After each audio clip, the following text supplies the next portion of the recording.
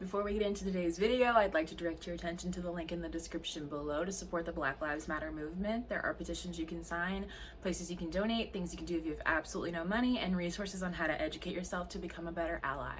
Enjoy the video. What's up guys, it's Renee. Welcome to my channel, or welcome back to my channel. It is the final week of Twilight month. We did it. We did it. And today, we're going to be discussing the last book in the Twilight saga. Don't ask me to do all the random spin-off books. I'm not going to.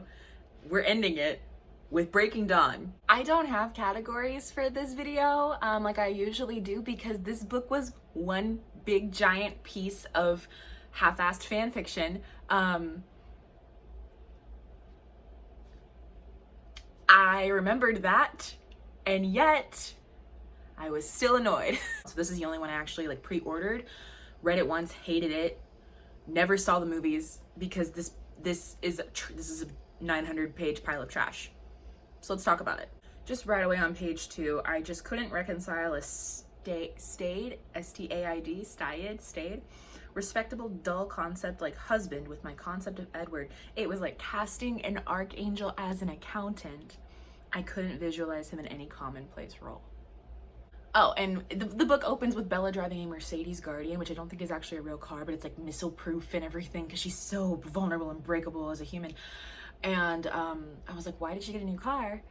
And then we find out that she told Edward when her truck died that he could get her a new car, and then immediately after saying that her truck died, and I was like, he killed your car that you love so much so that he could put you in a very expensive, very gaudy car knowing that you hate attention. Like, it's fine. There are "Have you seen this boy" posters all over town for Jacob because he ran away at the end of Eclipse because Edward sent him a wedding invitation even though Bella didn't want him to have a wedding invitation because Bella doesn't get a say in her own life. And her dad, Charlie, the police chief, is the one who put the flyers up because they all know that he's running around as a wolf somewhere.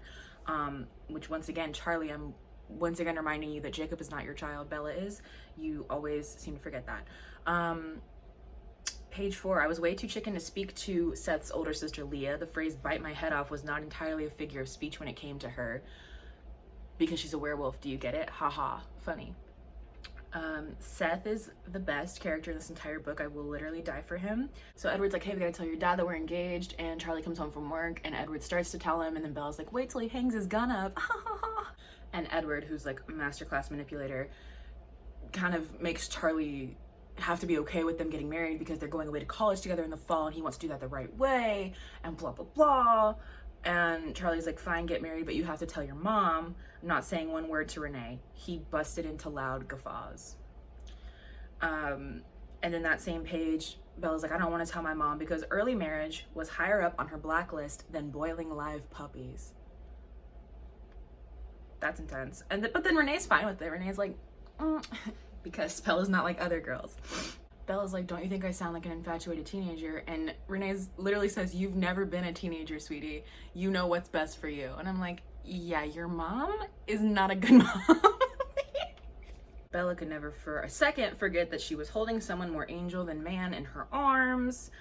It made no sense when Edward looked at me this way, like I was the prize rather than the outrageously lucky winner. He had the most beautiful soul, more beautiful than his brilliant mind or his incomparable face or his glorious body. He looked back at me as if he could see my soul too, and as if he liked what he saw.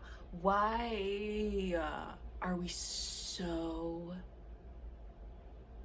cringy and cheesy? Like, I hate them happy. Is that bad to say? Like, I love them being angsty and like conflict riddled, but now they're about to get married and like everything's fine, and I'm like, lame. You guys are so lame when you're happy.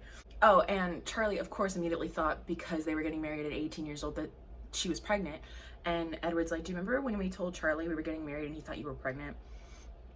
Admit it, for one second he honestly considered it. And then Edward's like, I just wish that he'd been right more, that there was some way he could have been, that we had that kind of potential. I hate taking that away from you too. And she's literally like, I don't care about kids. I don't want kids. Put a pin in it. He says, I've been waiting a century to marry you, Miss Swan. Literally, shut up. For whatever reason, learning about the Denali clan and how their mom, like the creator of them, their Carlisle basically got killed for creating immortal children. That comes up out of nowhere because we need to shoehorn that in somehow so that we know why there's a conflict in the third act of this book. Whatever. It's fine. It's fine. Then she starts having dreams about a little boy, a really pretty little boy who has like blood red eyes and has killed her mom and dad and all her friends, and like, oh my god, what a weird dream. It's not like my dreams have been prophetic in every single instance of the last 3 books, so don't worry about it. It's fine. I was a little annoyed with myself. What a dream to have the night before my wedding. Shut up. She calls Alice her best girlfriend and soon-to-be sister. I've never called anyone my best girlfriend. You know who calls their friends their girlfriends? My grandmothers. I've never done that in my life. She was so beautiful it made me want to cry. What was even the point of dressing up with Rosalie around? I don't know, Bella. How gay are you for Rosalie? Can we talk about it? Am I projecting? She says something about the crustiness of Charlie's answer. I don't know what that means. Edward held out his hand at the altar. Charlie took mine and in a symbol as old as the world placed it in Edward's. I touched the cool miracle of his skin and I was home. And Seth is at the wedding because he's like a Jacob stand-in, which I love Seth so much. He's just the best boy in the whole world. Jacob shows up and they have a little dance and it's pretty cute. And then for some reason she brings up or gets mad because he's like, you can't have a normal honeymoon with a vampire, blah, blah, blah. And she's like, I can have whatever I want. He's like, are you guys gonna do it while you're human? That's like literally insane. And he freaks out because he understands that it's super dangerous, and Edward like steps in and Jacob literally says, I'll kill you. I'll kill you myself. I'll do it now. And then Seth like grabs Jacob and is like, no man, like let's go, break it up, like walk away, which good Seth, we love Seth. But like, hey Bella, stop telling everyone all your business all the time. Whether you have sex on your honeymoon is not Jacob's business, like at all. So like, don't tell him that. The guy that's in love with you, like maybe don't tell him that. I don't know, it's weird. I'd been so glad to see Jacob here. I knew the sacrifice it had taken him and then I'd ruined it, turned his gift into a disaster. I should be quarantined. That's a word that's a little jarring to read in the year 2020. When I tell you, as a 13, 14-year-old, however old I was when this book came out, that we did not get a honeymoon scene, that Stephanie Mormon Meyer did a fade to black, cut to the next morning, when all we've talked about for a book and a half is how horny Bella is. So she wakes up the next morning and she's like feeling great, and Edward's like so upset because she's got bruises all over her body. She looks in the mirror and says, I definitely had worse. There was a faint shadow across one of my cheekbones. The rest of me was decorated with patches of blue and purple. Yikes. I get why, because he's literally like stone, but also like, don't normalize bruises during intimate affairs. Anyway, chapter 38, she says she snarfed down hot eggs. Snarfed them down. That's fine. That's fine. Chapter 6, she wakes up from like, I guess having a sex dream, and she starts crying because it's not real, and then she cries so much that Edward is finally like, all right, we'll do it again because you're crying. I'm like, this is a really healthy relationship, to like manipulate each other into doing things with tears. It's good. It's great. This part that I did not remember, or maybe I didn't put any like weight into it the first and only time I read this like 10 years ago, but it really makes me sad. It pretty much broke my heart. Now that Bella knows that she can have an intimate relationship with Edward as a human and it's not going to kill her, she's fine with staying human. And more than that, she wants to go to college, to Dartmouth. We're going to be together forever and we can do everything a husband and wife can do. So I want to stay human and I want to go to college. Too bad. Too bad. Where's that cat in that? There's a cat in the hat meme that's like exactly this. And then we meet the housekeeper who's part Tikuna Indian. She's a bad bitch and I love her, but like, why, Stephanie, why do you have to keep making the indigenous people in your stories like the superstitious ones who have the legends and who like, oh my God, like they're the only ones. Like, no, stop doing that. But I'm 5 days late and I definitely already have a baby bump sticking out from between my hips.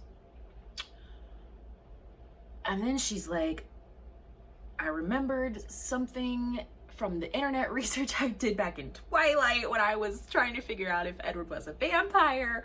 There are incubuses and succubuses, incubi and succubi, that can get human people pregnant. Why didn't you think about this before you guys had sex? It's fine. And she was like, oh my God, I'm freaking out, I'm freaking out, I'm freaking out. And then she puts her hand on her belly and she feels the thing inside nudge her. And from that point, she is 1000% like, oh, this is my baby and ain't nobody finna touch him. This my baby and ain't nobody finna touch him. Starts calling it the little nudger. Nudger is not a great word. She literally is like, from that first little touch, the whole world had shifted, where before there was just one thing I could not live without, now there were two. You found out you were pregnant 3 seconds ago. It's fine. I never imagined myself a mother, never wanted that. It had been a piece of cake to promise Edward that I didn't care about giving up children because I truly didn't. This child, Edward's child, was a whole different story. I wanted him like I wanted air to breathe. Not a choice, a necessity. Not a choice. Not pro-choice. We're very heavy on the anti-abortion messages in Breaking Dawn. We're going to get that thing out of you before it can hurt any part of you. Don't be scared. I won't let it hurt you. That thing, Edward had just called my little nudger a thing. He said Carlisle would get it out. I'd gotten it wrong before. He didn't care about the baby at all. He wanted to hurt him. My pretty baby crying, my weak arms not enough to protect him. So she calls the one person that she knows wants the human things like babies, which is Rosalie. That is where book 1 of Breaking Dawn ends. And then we get book 2 from Jacob's POV. So my problem with book 2, with Jacob's book, is that it very obviously sets up a relationship between Leah Clearwater and Jacob Black, and then does nothing with it and lets Leah just be alone and miserable forever. Like, why go through the 100 or so pages of Jacob and Leah warming up to each other, Leah, you know, opening up to Jacob, being the only person that understands what he's going through with Bella, and then, spoiler alert, Jacob imprints on Bella's newborn baby, because Stephanie didn't remember what she set up. Bella says in Eclipse or New Moon or something that she wishes Jacob was her brother so that she could have some kind of claim on him, but it would be like a non-romantic claim. In Breaking Dawn, in the middle end of Eclipse into Breaking Dawn, Charlie, Bella's dad, starts to date / fall in love with Sue Clearwater, who is the mother of Leah and Seth, because her husband died in New Moon. So, stick with me. Charlie marries Sue. So Sue is Bella's stepmom. So Leah is Bella's stepsister. So if Jacob and Leah get married, Bella and Jacob are brother and sister-in-law. Right? Right? And then Seth is her brother-in-law. So then the Clearwaters and the Cullens, like Seth and Edward, can still be friends. And then Jacob is Bella's brother and everything's great. And no one had to fall in love with an infant. I saw someone on Instagram say that shipping Leah and Jacob is gross because Leah's 20 years old during Breaking Dawn and Jacob's still like 16, 17, and that it's just as bad as Jacob and Renesmee. How is that just as bad as grooming a child from infancy to be your future mate? How? Maybe Edward had smashed Bella like a bag of chips in his drive to get some. That's cute. Oh my God. And then we hang out with Quill and his imprint Claire, who's 2 years old. And I'm just gonna put a picture of the way that Stephanie Meyer writes this 2-year-old speaking. And I literally almost threw the book across the room. Like, I'm reading it on my tablet. I almost threw my tablet across the room, and then I would have sued her for damages because it's just real bad.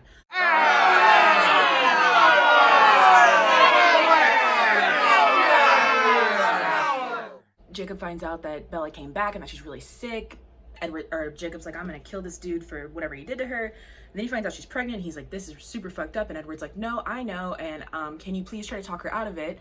Can you please tell her that if she wants to have kids, that you will get her pregnant and she can have puppies with you? What was he saying? That Bella should what, have a baby with me? Was he giving her up, or did he think she wouldn't mind being shared? Did he think I could borrow Bella for the weekends and then return her Monday morning like a rental movie? So messed up, so tempting. Like, what? Oh my god, I don't know who's worse in this situation. Like, literally Edward's like trying to rent out Bella, but then Jacob's also like, I might do that. Like, what is happening? And he's like, I felt like I was in some goth version of a bad sitcom. Instead of being the AV dweeb about to ask the head cheerleader to prom, I was the finished second place werewolf about to ask the vampire's wife to shack up and procreate. Literally shut the fuck up. I am so annoyed. Also, is Edward so stupid that he doesn't know about in vitro fertilization, or the fact that Jacob could put his baby ingredients, for lack of a better term, into a turkey baster and they could get Bella pregnant that way? You don't have to ask the guy who's in love with your wife to sleep with her. Like, what? And he says to Bella, he's like, hey, I told you this was gonna happen. And she's like, did you know that I told you so as a brother? His name is Shut the Hell Up, which is stupid. And then she says she got it off a rerun of The Simpsons. Is that not fanfic? What? Then they want to kill the creature because it's dangerous. It's a fucking vampire baby. That's fine. I understand.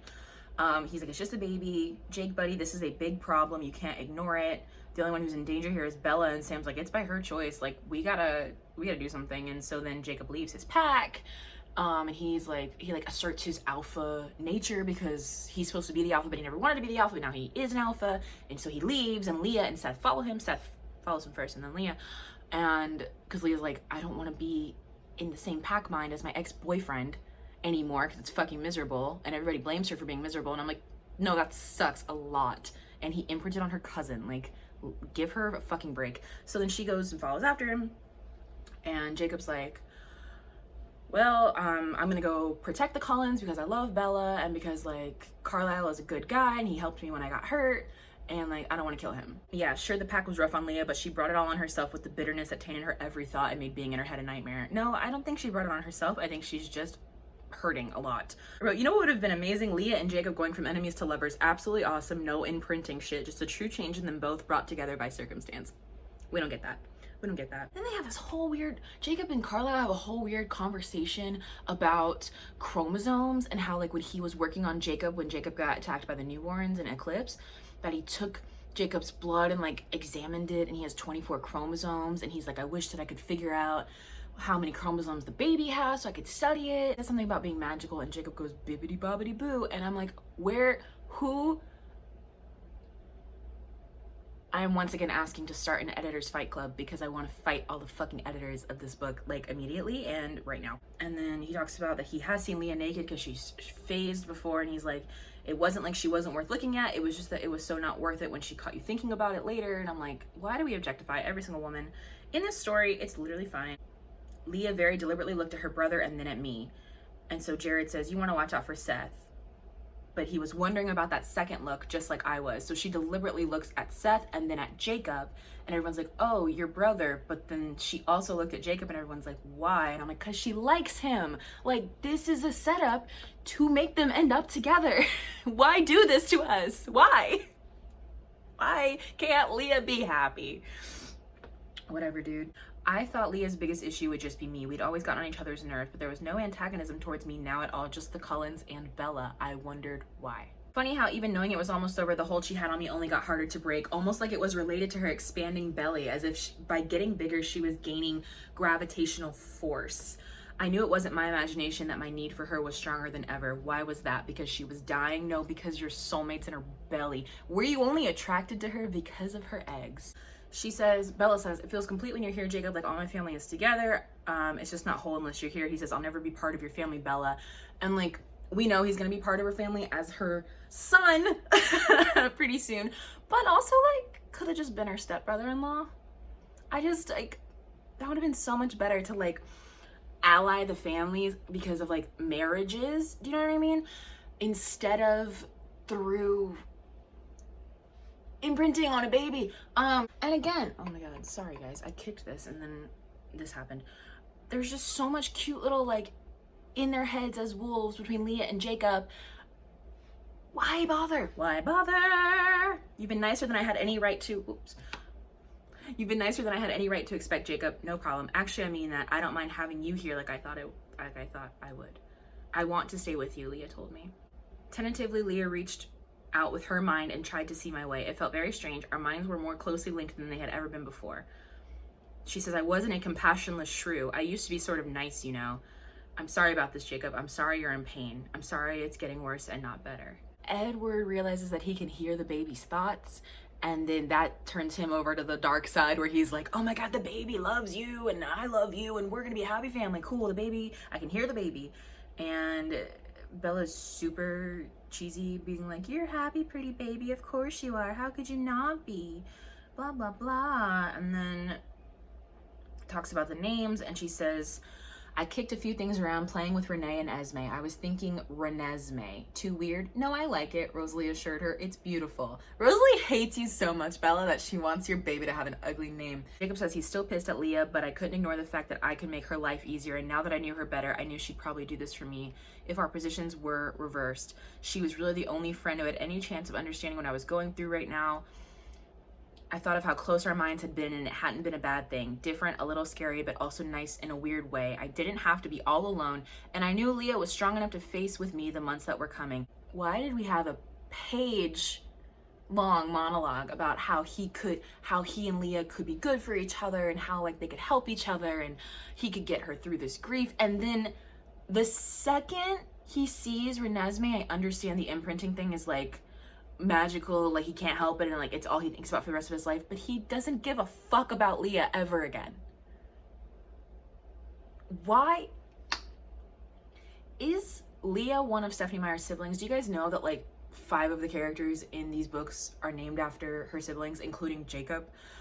Is Leah one of them, and is she a bad sister? Because why would you do this to Leah? Leah went to the Cullens' house in human form when she's terrified of vampires and cussed Bella out for Jacob. You want me to believe she does not like him? Fuck out of here. Oh my god, and let's talk about Bella bending over to pick up a cup she dropped and ripping her placenta, and you can hear it, and then she like vomits a fountain of blood. So they take her upstairs to like figure out what's going on, and they take her clothes off to like get the baby out of her, and Jacob's like, how many times had I imagined her naked? Now I couldn't look. This is not the time. This is not the fucking time, Jacob. Rosalie slashes Bella's stomach open, and blood goes fucking everywhere, and then Rosalie can't hang, even though she is supposedly the most self-controlled, except for Carlisle. She can't hang, and she sees Bella's blood, and she's like, I need that right now. I know she hasn't hunted for a long time. She hasn't left Bella for like the entire time she's been home. But can you please remember, Stephenie, who you said is good around blood and who's not? Like, please remember that Rosalie's supposed to be like the most controlled besides Carlisle, but now she's not. It's fine. And then the baby breaks Bella's spine, and Jacob's like, well, cut the baby out because she's not gonna feel it now because her spine's fucking broken. And he starts doing CPR on her, and he keeps saying like all the king's horses and all the king's men, because they're both working on a corpse of the girl that we both loved, this broken, bled out, mangled corpse. We couldn't put Bella together again. Might be impactful if it wasn't a Humpty Dumpty metaphor. The gravity of Earth no longer tied me to the place where I stood. It was the baby girl in the blonde vampire's arms that held me here now. Renesmee. And then we go back to Bella's point of view. feeling the venom. Reality was red. It felt like I was being sawed in half, hit by a bus, punched by a prize fighter, trampled by bulls, and submerged in acid all at the same time. Then she wakes up and kisses Edward, and she literally is like, wasn't I supposed to lose this? Wasn't giving up this feeling a part of the bargain? I was a newborn vampire. The dry, scorching ache in my throat gave proof to that. Human emotions and longings would come back to me in later form. But she's the most magical newborn ever, and she has really good control. I'm not going to go through all of this. Like, she has amazing control to the point where she's hunting for the first time, and she comes across the scent of 2 human beings, and she's able to walk away. And everyone's like, oh my god, she's the most specialist baby in the world, and she still wants to bone her husband, even though the only thing you're supposed to feel for like the first 5 years is uncontrollable thirst. She's just thirsty for Edward. Like, wow, good job, Bella. Of course you are, because you're not like other girls. She's pissed, obviously. She's like, you stupid mutt, how could you on my baby? It wasn't my idea. I've held her all of one time, and you think you have some moronic, wolfy claim to her. He's like, you said we belonged in each other's lives, that we were family. You said that was how you and I were supposed to be, so now we are. It's what you wanted. Do you remember how much you wanted to be around me 3 days ago? How hard it was to be apart? That's gone for you now, isn't it? That was her from the very beginning. And then we get like the stupidest line in any book ever. He calls the baby Nessie because her name is stupid. And so she's like, you nicknamed my daughter after the Loch Ness Monster. And like, literally better than Resume Renaissance, whatever the fuck you named her. And then I don't care, like they're having this nice little life or whatever with Renesmee and Jacob, and everyone's having a great time, and Bella and Edward are boning all the time, and it's great. And then Irina from the Denali clan shows up to like talk to the Cullens, and she sees Renesmee and she thinks she's an immortal child, so she runs to the Volturi, and then everyone's like, oh my god, the Volturi are gonna come kill us all. And then Alice and Jasper leave because they want to like save themselves, but the Cullens then like round up all these friends from all over the world, so we get like 45 new characters in the 3rd act of the book. It's fine. And Jacob says something about needing an index to remember all the names, and on my Kindle I clicked the little asterisk by that sentence, and there is an index in the back of the book of all the vampires. Even though we name all the vampires in that next paragraph, there's a ton of them, it doesn't matter. They're all there to be witnesses, because they're like, we're not going to stop the Volturi. Like, if the Volturi see how many people we have with us, maybe they'll stop and like listen to reason before they just try to kill us all. Get rid of the Cullens, because the Cullens have a lot of very gifted vampires in their family, and like, okay, maybe they want to like take like Edward and Alice, and that's why Alice left, because she knows that Aro in the Volturi like wants her on his team because she's very powerful, and like whatever. I don't know. It's a lot of stuff. And then we have the battle. That's like the whole 3rd act is leading up to this battle, and there is no battle. Bella, the reason that none of the vampires' powers worked on Bella when she was human is because she's a shield.